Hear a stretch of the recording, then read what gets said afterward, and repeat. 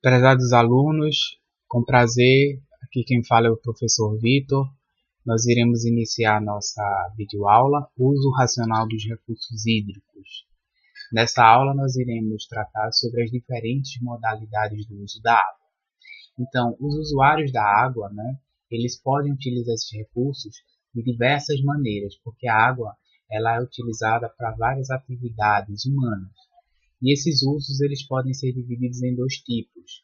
Os usos consultivos, que são aqueles usos diretos da água, dos recursos hídricos, e os usos não consultivos, que são os usos que não são diretos do recurso hídrico. O uso consultivo eles são o abastecimento humano e animal, a indústria e a irrigação. E os usos não consultivos nós temos a navegação, a recreação, a geração de energia. Então, esses são alguns exemplos de modalidades de formas de uso da água. Quanto às ofertas de água, nós vimos que houve uma expansão realmente da oferta, mas a demanda aumentou muito, Então, como é que essas demandas elas são atendidas? Através das diferentes formas de ofertas dessa água, que são oriundas de rios, lagos, fontes, lençóis subterrâneos, reservatórios e a transposição de vazões. Então, essas daí são algumas das modalidades de ofertas de água que podem ser disponibilizadas para atender a demanda. Bom, nitidamente é um conflito entre oferta e demanda, porque há uma maior demanda do que oferta. Então, com isso, há uma necessidade de compatibilização desse recurso. E esse recurso, para que ele possa ser compatibilizado, é preciso sistematicamente que resolva alguns problemas nos sistemas, principalmente nas bacias hidrográficas que passam por um processo de degradação decorrente da liberação de efluentes domésticos industriais, do desmatamento das matas ciliares, da ocupação do solo de forma inapropriada, do plantio nas margens dessas bacias hidrográficas. Então, são uma série de fatores que agravam o impacto nessa bacia hidrográfica e vai diminuir na demanda dessa água.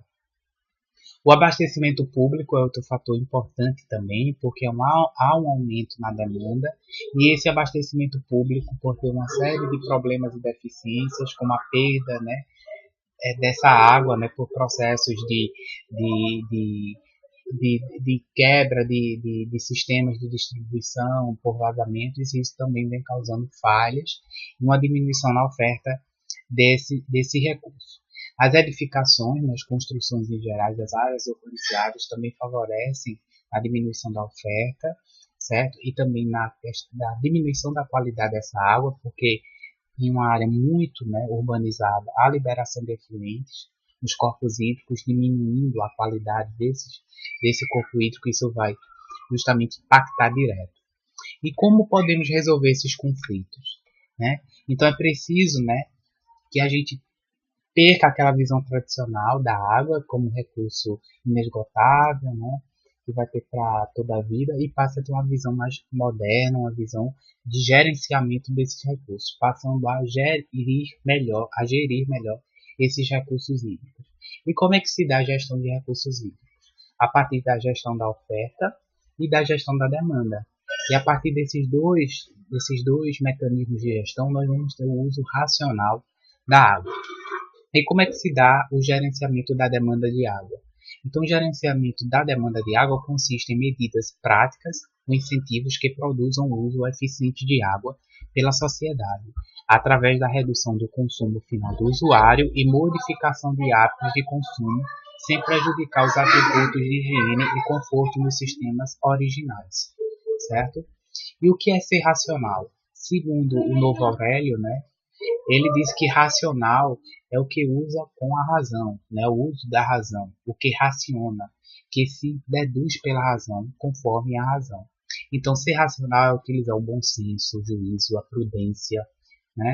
Racionalização é o ato ou efeito de racionalizar.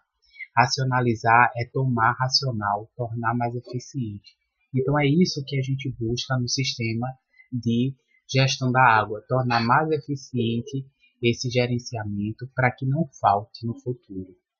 Bom, então com isso houve, né, o uso racional da água na Agenda 21. A Agenda 21 começou a receber, né, a incorporar o uso racional da água, para que possa assegurar que se mantenha uma oferta adequada de água de boa qualidade para toda a população do planeta, adaptando as atividades humanas aos limites da capacidade da natureza, certo? Assim, os planos racionais de utilização da água têm de contar com o apoio de medidas de conservação e minimização do desperdício. Então, a partir desses planos racionais, vai ser desenvolvidas medidas de conservação e minimização do desperdício a fim de garantir que essa água seja disponível para as atividades humanas e que as populações que virão, né, no futuro não pereçam por falta de água.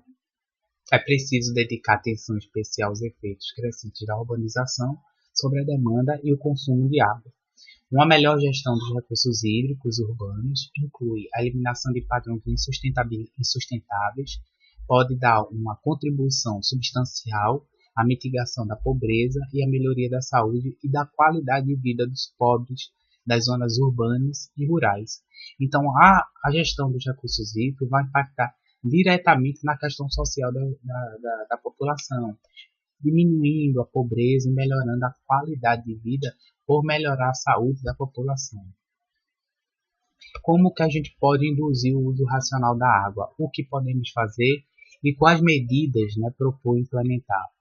Então, para isso é preciso utilizar o uso racional da água a partir do uso de tecnologias, né, ações tecnológicas, regulatórias institucionais, né, permitindo um limite, né, de uso, né, em diferentes atividades, para que haja o controle desse uso, para que não venha a faltar, econômicas, né, a partir da cobrança, né, do uso da água, para que a população tenha em mente que a água é um bem valorável, de valor, né, e assim comece a preservar esse recurso. Educacional, que é muito importante, a partir de ações educativas que promovam a conscientização da população sobre a importância desse recurso. Ações tecnológicas, né? Das ações tecnológicas, como eu falei, a gente pode utilizar de dispositivos, né, tecnológicos que vão nos ajudar a economizar. Dispositivos economizadores é uma medida muito interessante, né, de ser utilizada, que permite justamente a economia, né, do uso da água, né? São sistemas individuais ou comunitários, como por exemplo de captação de água da chuva, a reutilização de água, controle de vazamento na rede, nas edificações, entre outras. Os dispositivos economizadores de água, por exemplo, né, que eles reduzem o volume de descarga, né, eles reduzem o volume na torneira, nos chuveiros, os arejadores também, que diminuem, né, a quantidade de água utilizada nas torneiras, são algumas das ações que podem ser utilizadas justamente como dispositivos economizadores de água. Bom, aqui tem um perfil de consumo de água residencial e a gente percebe que grande parte do consumo da água na residência se dá na bacia sanitária e no chuveiro, né, são as maiores fontes de desperdício. Então, nós podemos utilizar de recursos para poder minimizar esse gasto de água. Bom, quanto à bacia sanitária, nós podemos utilizar, né, uma ação para reduzir o volume de descarga, né, e com isso reduzir em 29% o consumo de água na bacia sanitária, né, na residencial. A adoção de bacias, né, VDR, que é o volume de descarga reduzida, que é uma tendência internacional definida pela necessidade de racionalizar o uso de água, é algo que é imprescindível, né? Um recurso muito interessante para economizar água. Essas bacias, né, com volume de descarga de água, volume reduzido, né, descarga reduzido, elas são comercializadas em países da Europa, certo? Com volume de descarga entre 9 e 3 litros. Nos Estados Unidos e Japão, com volume de descarga de 9 e 6 litros. E no Brasil já ocorre a produção, né, desse volume de descarga reduzido nessas bacias sanitárias, já conforme a ABNT, né, a norma brasileira que justamente regulamenta a NBR 6.452. Bom, avaliação de alguns fatores, né? Então nós temos aqui, por exemplo, que o produto, né, produzido, né, que podem ser utilizados para a produção dessa bacia, elas justamente são alguns fatores que vai interferir na procedência, né, no nível tecnológico, no impacto cultural, na dificuldade de implantação em edifícios, a construção. Então, há uma série, né, de fatores que estão aqui listados que vai diminuir ou facilitar a implantação da utilização desse recurso para justamente ser um agente que venha a diminuir, né, o uso da água.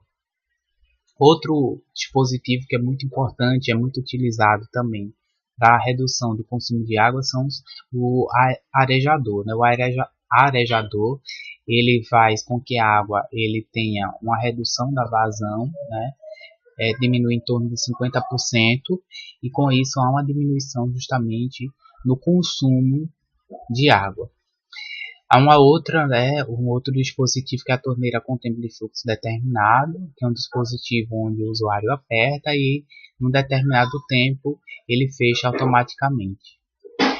Também há a torneira que é acionada por um sensor infravermelho, né? Isso é muito comum no shopping center. A gente vê esse tipo de torneira onde você se aproxima, né, com as mãos próximo, né, à torneira e assim ele libera água. Quando você distancia, retira as mãos, há o fechamento, né, automático da água. Bom, a captação de água da chuva é um outro recurso que pode ser utilizado para a diminuição do consumo de água, né, onde ocorre a captação e armazenamento da água.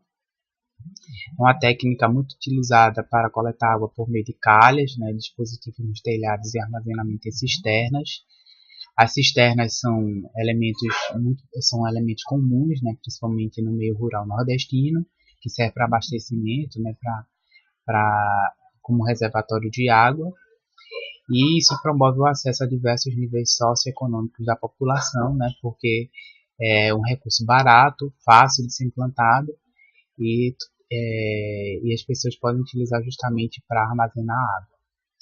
Quais são as vantagens da cisterna? A cisterna possui várias vantagens, né? Elas podem ser utilizadas em geral, né, para coleta de água da chuva e são estocadas em pequenos reservatórios de fácil construção. Como parte da precipitação é armazenada em curto período de tempo, prevenindo-se também as enchentes, né? Então, elas atuam até como um agente otimizador do processo de reservação dessa água. Aumenta-se a oferta de água, aliviando-se o sistema formal de abastecimento de água, né? Então, com isso, diminui, né, a necessidade da utilização do abastecimento, do sistema formal de abastecimento, a partir desse estoque de água. O reuso de água, né, um processo pelo qual a água tratada ou não é reutilizada para o mesmo ou outro fim. Ele tem a finalidade de suprir a deficiência do sistema de abastecimento potável para fins domésticos e industriais. Ele também promove a reciclagem, né, o reuso interno, antes da descarga, em um sistema geral de tratamento ou outro local de disposição. Então, é um recurso muito utilizado, né, pela população que sofre com a escassez hídrica, justamente o reuso dessa água, para que possa justamente atender suas necessidades básicas. Bom, com isso nós encerramos a nossa aula, espero que vocês tenham compreendido. Qualquer coisa, estou à disposição. Um grande abraço e até a próxima.